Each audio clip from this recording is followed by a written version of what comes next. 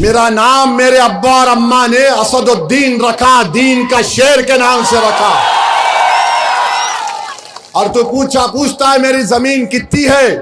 अरे पूरा सीमांचल मेरा है, बता तेरा क्या है?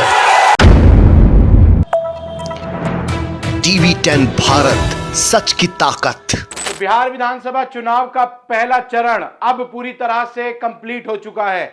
यानी बिहार विधानसभा 2025 का चुनाव, जिसमें इंडिया गठबंधन बनाम एनडीए और उसके बनाम जो एक नया गठबंधन महागठबंधन बनकर तैयार हुआ था, असदुद्दीन ओवैसी और आजाद समाज पार्टी के बीच में, अब उसको लेकर जो खबरें आ रही हैं वो बहुत ही रोमांचक हैं। और पहले फेज की वोटिंग के बाद जो कुछ बिहार में देखा जा रहा है उसमें यकीनन बहुत बड़ा खेला होने जा रहा है। कल बिहार में 121 सीटों पर मतदान हुआ और मतदान इतना बम्पर तरीके से हुआ कि पूर्व के तमाम रिकॉर्ड जो है वो टूट गए।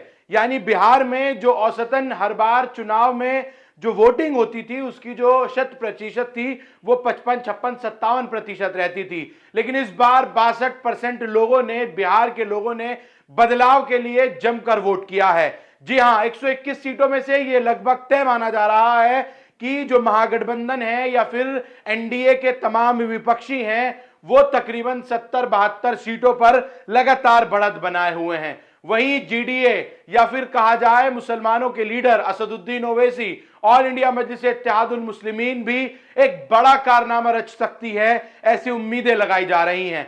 हालांकि अभी 14 नवंबर से पहले कुछ भी कहना जो है वो कहीं भी जो है नतीजों में उलटफेर हो सकता है, लेकिन जो जमीनी सर्वे है उसमें यह साफ तौर पर निकल कर आ चुका है कि बिहार विधानसभा के चुनाव में इस बार एक बहुत बड़ा खेला होने जा रहा है। और बिहार विधानसभा का चुनाव इस बार एआईएमएम जन स्वराज भी बहुत बड़ा खेला कर सकती हैं। ऑल इंडिया मजलिस इत्तेहादुल मुस्लिमीन, असदुद्दीन ओवैसी की पार्टी सीमांचल में जिस तरह के उनको वोटों की बारिश हुई है और यह देखा जा रहा है कि मुसलमानों ने असदुद्दीन ओवैसी को अपना लीडर मानकर जिस तरह से वोटिंग की है, उससे तेजस्वी यादव के भी पसीने छूट गए हैं। सीमांचल से जो खबरें आ रही हैं उसके मुताबिक जमीनी सर्वे में 7 सीटें लगभग असदुद्दीन ओवैसी के लिए पूरी मानी जा रही हैं कि उस पे असदुद्दीन ओवैसी के ऑल इंडिया मजलिस इत्तेहादुल मुस्लिमीन वो जीतती हुई नजर आ रही है। हालांकि ये अभी सिर्फ सर्वे हैं, आंकड़े हैं, जमीनी स्तर का वो तमाम चीजें हैं जो चुनाव के बीच में निकलकर सामने आती हैं। नतीजे क्या होंगे ये 14 नवंबर को ही खुलकर, जब मतदान की वो तमाम ईवीएम मशीनों में, जिनकी पूरी तरह से कहा जाए कि अब किस्मत तय हो चुकी है, वो खुलकर आएंगे। लेकिन सवाल यही है कि इस बार बिहार विधानसभा चुनाव में किंग मेकर की भूमिका में असदुद्दीन ओवैसी आने वाले हैं।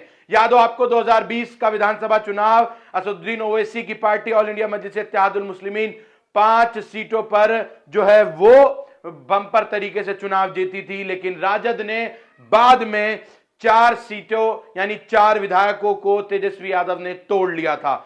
जहां तक बात करें जो जमीनी सर्वे में, अभी तक सर्वे में सीटें निकलकर सामने आ रही हैं जहां ऑल इंडिया मजलिस इत्तेहादुल मुस्लिमीन की जीत लगभग जो है वो तय मानी जा रही है। उसमें आमोर विधानसभा है और बहादुरगंज, कोचाधामन, किशनगंज, बायसी, बलरामपुर, बरसोई और जोकीहाट, ये वो सीटें हैं जहां मुस्लिम बहुल क्षेत्र है और 50 से 55%, 60% तक जो है वो मुस्लिम बहुल क्षेत्र है।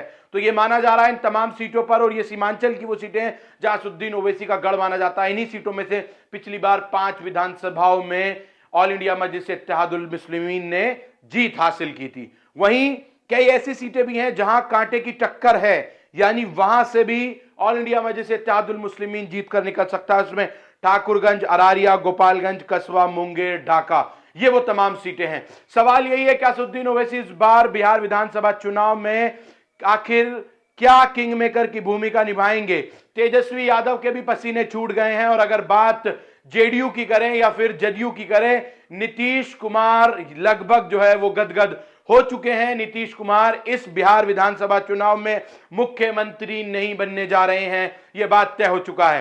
भाजपा ने नीतीश कुमार के साथ एक बड़ा खेला कर दिया है और उस बड़े खेले की जो पड़ताल है वो अब आपके सामने आने वाली है। 121 सीटों में, जो पहले चरण की 121 सीटें हैं, उसमें यह साफ तौर पर देखा गया है जिस तरह से भाजपा और जदयू के प्रत्याशियों के खिलाफ बिहार की जनता ने बढ़ चढ़कर वोट किया है और वो देखकर जिस तरह से मतदान केंद्रों पे उन्होंने जदयू और भाजपा के प्रत्याशियों को, यहां तक कि बिहार के उप मुख्यमंत्री को पब्लिक ने जिस तरह से दौड़ा दौड़ा कर भगाया है, कहीं गोबर तो कहीं पथराव की बरसात की है, तो कहीं ज्यादातर बूथों पर वोट चोर के नारे लगाए गए हैं। तो जन स्वराज पार्टी जो है उनका कोई बहुत ज्यादा रोल नजर नहीं आ रहा है, लेकिन यह कहा जा रहा है कि अगर 2-3 सीटों पर जन स्वराज पार्टी भी जीत गई तो कहीं ना कहीं और 8-10 सीटें ऑल इंडिया मजलिस इत्तेहादुल मुस्लिमीन को मिल गई।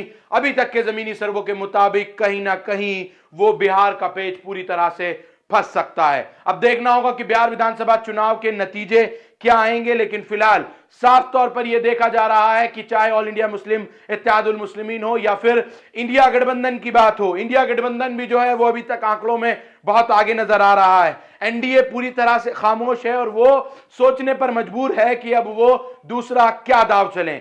नरेंद्र मोदी ने कल जो कुछ, प्रधानमंत्री नरेंद्र मोदी ने जो कुछ कल अपने भाषणों में कहा, ना तो उन्होंने जो है साफ तौर पर वोटरों का, मतदान करने वालों का किसी तरह का उन्होंने जो है वो इस्तकबाल किया या उनको मुबारकबाद दी, बल्कि नरेंद्र मोदी ने कहा कि बिहार की जनता ने इस बार एनडीए को फिर एक बार जीत की ओर अग्रसर किया।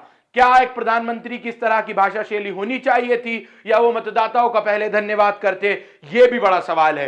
क्योंकि नरेंद्र मोदी को और पूरी भाजपा को और एनडीए को ये लगने लगा है जो चिराग पासवान बार बार मीडिया के सामने आकर बयानबाजी करते थे, उनका एक बयान भी अब निकलकर सामने नहीं आया है। जदयू की बात हो, भाजपा की बात हो या फिर हेम की बात हो या फिर अगर हम बात करें चिराग पासवान की, तो तमाम राजनीतिक पार्टियों में एकदम पूरा सन्नाटा सा छा गया है। क्योंकि इस बार बिहार की राजनीति में एक बड़ा खेला होने जा रहा है। जिस तरह से यह आरोप लगाया जा रहा है कि एनडीए के लोगों ने या केंद्र सरकार ने ट्रेनें भर भर कर दिल्ली से तमाम जो या फिर दूसरे राज्यों में पलायन कर, बिहार से पलायन कर जो काम धंधा करने के लिए बिहार समाज के लोग या बिहारी जो आए हुए थे, वो तमाम लोग वोट डालने के लिए पहुंचे हैं और उन्होंने साफ तौर पर एसआईआर के खिलाफ, वोट चोरी के खिलाफ, महंगाई बेरोजगारी के खिलाफ बढ़ चढ़कर इस बार जो है वो मतदान किया है।